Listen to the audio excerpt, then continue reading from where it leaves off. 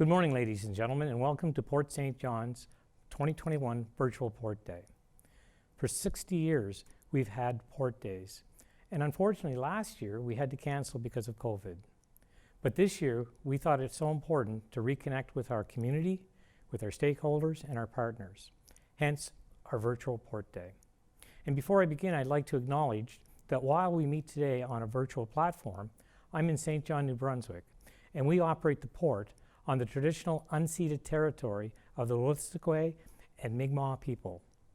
I would like us all to take a moment to acknowledge the importance of these lands on which we live, work, and play. We do this to reaffirm our commitment and responsibility in improving relationships between nations and to improving our own understanding of local Indigenous peoples, their cultures, and their histories.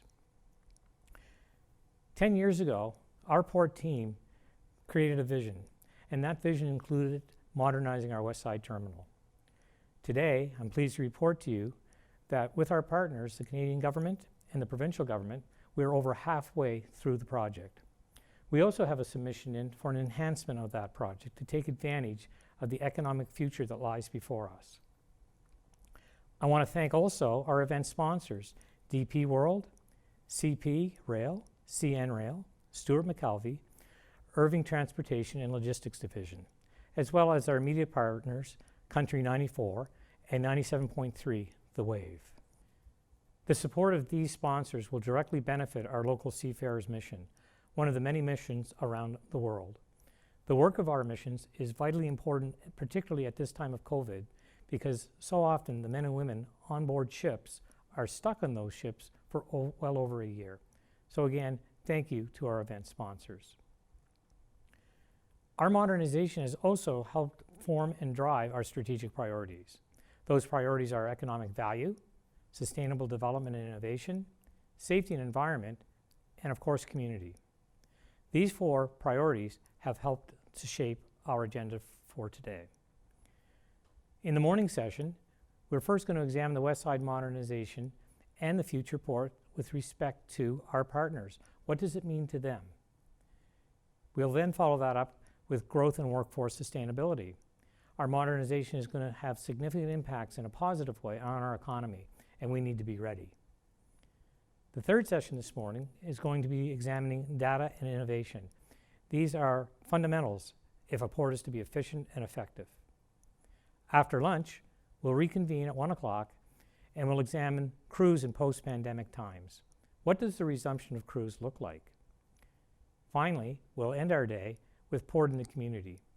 Our port, like so many ports around the world, have grown up around the community and the community around the port. What does that interaction mean? So we'll be examining that as well. So sit back, enjoy your day, and I look forward to touching base with you again at the end. Thank you.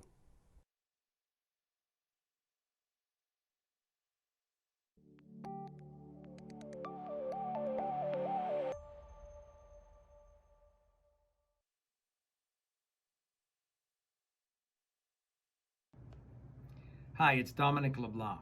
Hello to all participants of Port Days. I'm pleased to bring greetings from the Government of Canada. I also want to recognize my colleague Wayne Long, the Member of Parliament for St. John Rothsay, who's been your ally since day one. The Port of St. John plays a critical role in Canada's economy and in the economy of our oldest city and New Brunswick as a whole. Thank you to the workers, the administrators who keep it humming day and night all year round. Port Days will be an opportunity to discuss what's next for the port and for the great city of St. John. The future looks bright. You have a very solid base to build on. In 2016, the governments of Canada and New Brunswick, in addition to the Port of St. John, joined forces to invest in securing the port's future. That investment has since attracted substantial private investment, far exceeding our expectations. The Port of St. John partners, including DP World, CP Rail, CN Rail, and the New Brunswick Southern Railway, have invested more than $375 million because of the upgrades currently underway. Thanks to the port's administrators, the $205 million modernization project remains on time and on budget. Le gouvernement du Canada va continuer d'être un partenaire de confiance du port de Saint-Jean dans la réalisation de vos objectifs stratégiques. Budget 2021 propose d'investir 1,9 milliard de dollars sur 4 ans dès cette année pour recapitaliser le Fonds national des corridors commerciaux. Évidemment, ceci pourra aider davantage le port de Saint-Jean. As we emerge from this pandemic, critical transportation infrastructure like the Port of St. John will play an important role in Canada's green economic recovery. I wish you productive conversations during this virtual edition of Port Days, and I look forward very much to seeing you on my next visit to St. John. Merci beaucoup.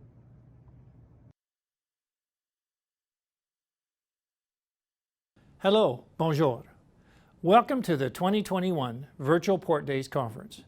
Bienvenue à la conférence virtuelle des Journées Portuaires. As we continue to take steps to recover from the COVID-19 pandemic, your work in the maritime and transportation industry will play a key role in energizing New Brunswick's economy. Actuellement, Port Saint-Jean et ses partenaires se trouvent en bonne posture puisqu'il y a des occasions de croissance et de développement. Recent investments in rail systems allow the port to provide access to markets throughout North America and around the world by rail, ship, and road. This will help to open new international markets for our businesses, increase our export capacity, and drive job growth and further investment in New Brunswick.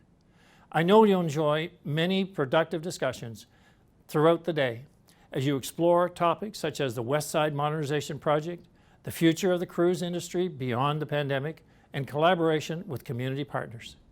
Je suis persuadé que l'événement d'aujourd'hui vous donnera un aperçu utile de l'avenir de Port St. John. Thank you. Merci. Hello, I'm Donna Reardon, and I'm the Mayor of St. John.